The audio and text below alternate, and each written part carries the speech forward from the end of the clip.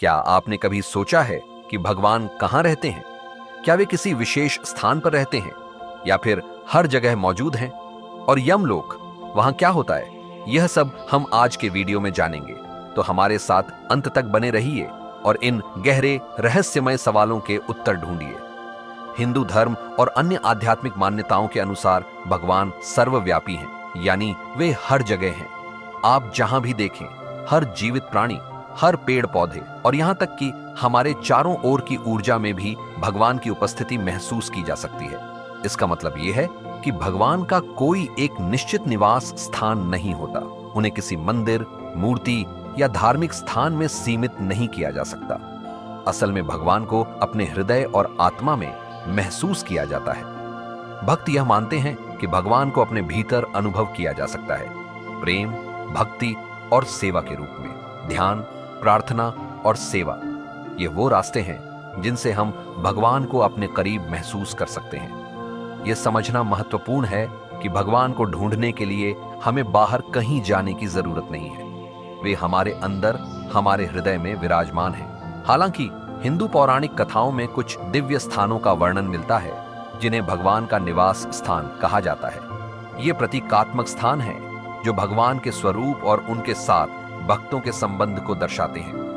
वैकुंठ को भगवान विष्णु का धाम माना जाता है। यह एक स्वर्गीय स्थान है जहां केवल वे भक्त पहुंच सकते हैं जो अपने जीवन में भगवान विष्णु की भक्ति में लीन रहते हैं। भगवान शिव का निवास स्थान कैलाश पर्वत को माना जाता है।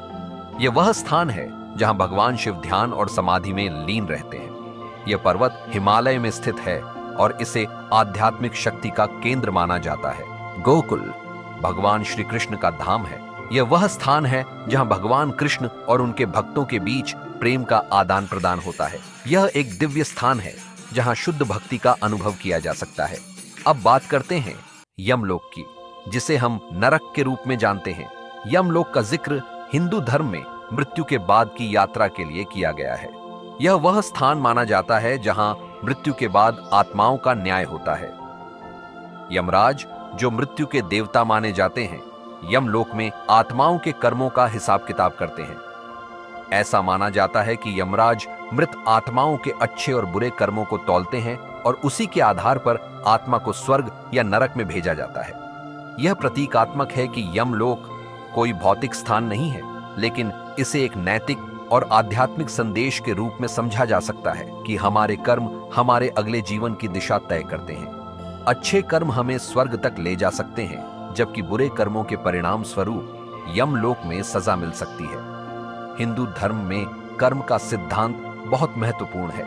हमारे कर्मों का प्रभाव केवल इस जीवन तक सीमित नहीं होता, बल्कि मृत्यु के बाद भी यह तय करता है कि हमारी आत्मा को कहां भेजा जाएगा। यमलोक को यही समझाने के लिए इस्तेमाल किया जाता है कि हमें अपने कर्मों पर ध्यान देना चाहिए। इसीलिए यमलोक कोई डरावना स्थान नहीं है, बल्कि यह हमें अच्छे कर्म करने और सही रास्ते पर चलने की प्रेरणा देता है।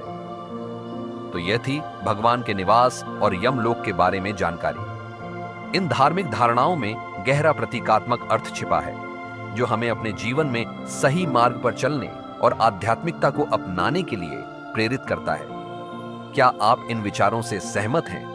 हमें कमेंट में बताएं कि आप क्या सोचते हैं। अगर आपको यह वीडियो पसंद आया हो तो इसे लाइक करें, शेयर करें और हमारे चैनल को सब्सक्राइब करें, ताकि हम और भी ऐसे दिलचस्प और ज्ञानवर्धक वीडियो ला सकें। धन्यवाद।